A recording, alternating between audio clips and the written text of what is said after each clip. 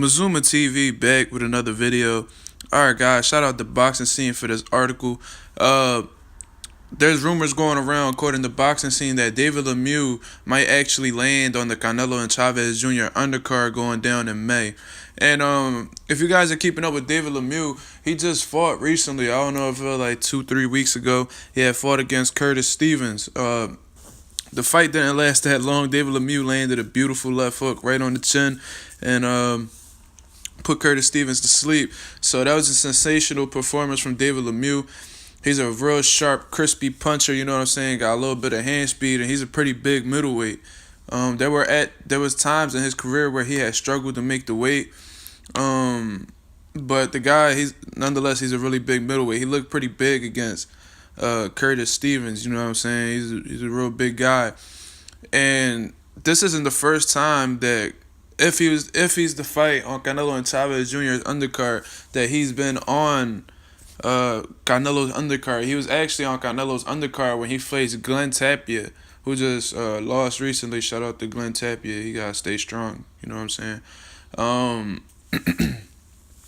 He fought on the undercard against Glenn Tapia and ended up stopping Glenn Tapia, and that was a good performance as well. So ever since the Triple G loss, he's been on a roll, and he's on Canelo's undercards, you know, and they asked if he's a potential foe against Canelo, and in my personal opinion, I don't see why not. You know, my personal opinion, I think it could be real easy to be made. They're both under Golden Boy. They both with Oscar De La Hoya. And I think this would be a solid fight for Canelo to take. If Triple G's going to go and face Billy Joe Saunders in June and he's not able to be a part of that matchup in September, then I don't see why they don't make Canelo and Lemieux in September. I wouldn't mind seeing that fight at all. You know, David Lemieux not going back down, and Canelo's not going back down either.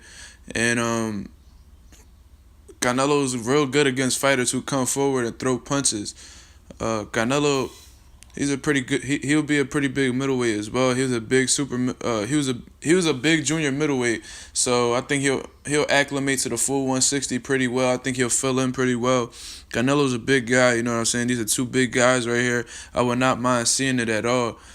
And this is real similar to what had been going on between Canelo and Mayweather. Mayweather had stated in the past that Canelo's been under all his undercards and shit, and then he ended up fighting him. So this may be a similar situation in that way, to the point where David Lemieux is going to be on his undercard so much that it'll end up being his foe. And I hope that happens, man. I would like to see this fight. This is something I've been calling for a little while. You know, I was calling for the Felix Diaz-Terence Crawford fight, and that's ended up going down. I'm pretty happy with it. But y'all let me know what y'all think about this fight right here, man. I think this has the potential to be a really good fight. If both of these guys come in shape and ready, Canelo is always professional, and Lemieux would definitely be focused because this is something that he wants as well. Y'all let me know what y'all guys think. This is Mazuma TV, and I'm out.